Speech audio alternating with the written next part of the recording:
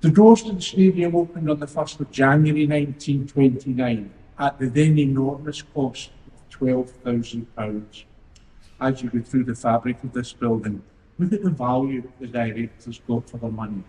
For example, all the wood panelling you will see is the same wood panelling that's on the ocean-going liner, the Queen Mary.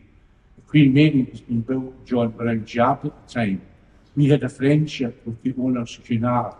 When they placed their order for the wood for the staterooms, we placed our order on top of that. And the carpenters from John Brown's were then sent here to fit the building out. You also see marble inlay in the reception area. As I said before, the iconic marble staircase, the Hall of Fame veranda, again marble. There is an abundance of Italian marble throughout the stadium. But of course, you're always going to get critics. And when the door opened, there was lots of people who were only too happy to say, this is far too ostentatious, this is far too fancy to the entrance to a football stadium.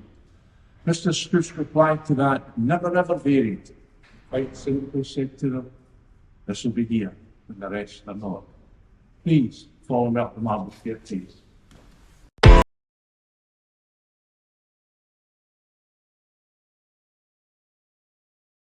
When the Mason reaches the top, or what he thinks is the top of Jacob's ladder, the voice he hears is none other than the Jester, the great architect of the universe. Now some have called him the Demiurge, the Gnostics called him Sackless, which meant the fool. Others call him the demonic clown, the Jester.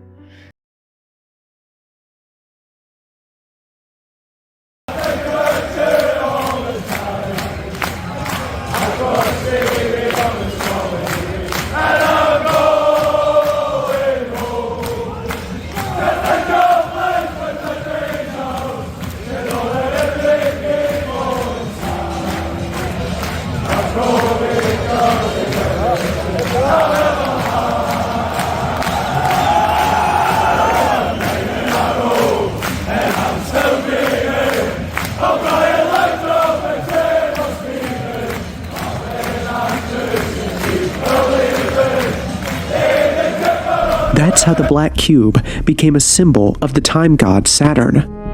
What's crazy is that the actual planet Saturn seems to have a cube on its north pole. As you can see, a flattened image of the cube looks like a hexagon, and right on top of Saturn is a giant hexagon made of storm clouds. One of the mysteries of history is how the worshippers of Saturn, the god, knew that there was a hexagon on top of Saturn, the planet. But that's not the main mystery we're here to discuss. What we are here to discuss is the cult that believes in this god and how far it has spread. This is particularly concerning since its main belief is the necessity of sacrifice. What are they sacrificing these days? Are they still sacrificing humans? And where is all of this happening? As far as the public is concerned, paganism was erased by Christianity and other modern religions.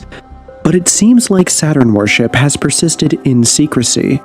The words Saturn, Saturnus, and Kronos have been replaced by one symbol that to this day can be found all over the world. That symbol is the black cube. And it's hard to miss. You can find it in public places like the Alamo in New York, and even in rooms that most people never step into. One of these rooms is the meditation chamber at the UN. If it was just those two, we could chalk it up to a coincidence.